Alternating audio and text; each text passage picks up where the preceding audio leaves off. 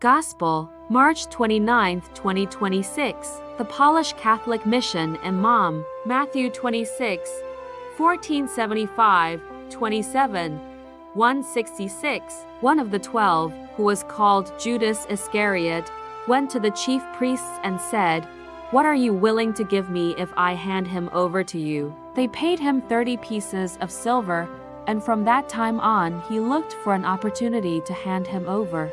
On the first day of the Feast of Unleavened Bread, the disciples approached Jesus and said, "Where do you want us to prepare for you?" He said, "Go into the city to a certain man and tell him, 'The teacher says, my appointed time draws near. In your house I shall celebrate the Passover.'"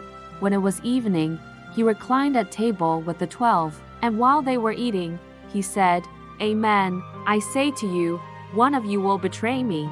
Deeply distressed at this, they began to say to him one after another, "Surely it is not I, Lord." He said in reply, "He who has dipped his hand into the dish with me is the one who will betray me." Then Judas, his betrayer, said in reply, "Surely it is not I, Rabbi." He answered, "You have said so." While they were eating, Jesus took bread, said the blessing, broke it, and giving it to his disciples said, "Take and eat. This is my body." Then he took a cup, gave thanks, and gave it to them, saying, "Drink from it, all of you, for this is my blood of the covenant." Then, after singing a hymn, they went out to the Mount of Olives. Jesus said to them, "This night all of you will have your faith in me shaken." Peter said, "Though all may fall, mine will never be."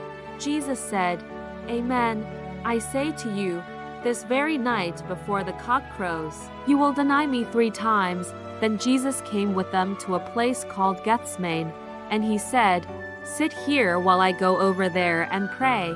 He advanced a little and fell prostrate in prayer, saying, "My Father, if it is possible, let this cup pass from me. Yet, not as I will, but as you will."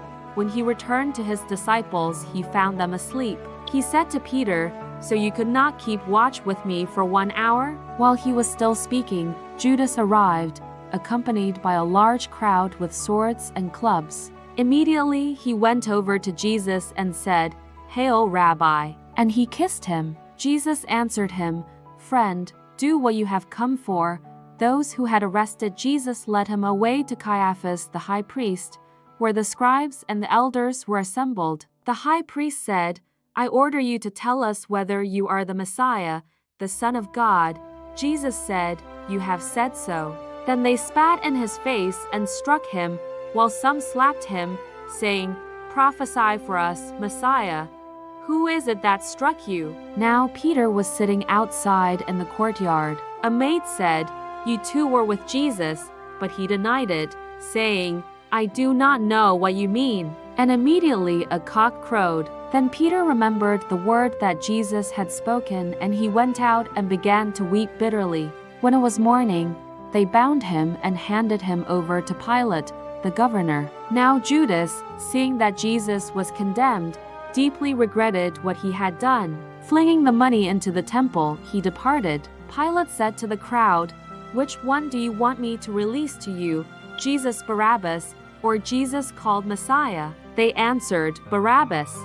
Pilate took water and washed his hands, saying, "I am innocent of this man's blood. Look to it yourselves." Then the soldiers stripped him and threw a scarlet cloak about him. Weaving a crown out of thorns, they placed it on his head. They led him off to crucify him. As they were going out, they met a Cyrenian named Simon. This man they pressed to carry his cross. When they came to a place called Golgotha, they crucified him. Over his head they placed the charge, "This is Jesus, the King of the Jews." From noon onward, darkness came over the whole land until 3 in the afternoon. And about 3 o'clock Jesus cried out in a loud voice, my God, why have you forsaken me?" Jesus cried out again in a loud voice and gave up his spirit. The earth quaked and rocks were split. The centurion said, "Truly, this was the Son of God." When it was evening, Joseph of Arimathea wrapped the body in clean linen and laid it in his new tomb.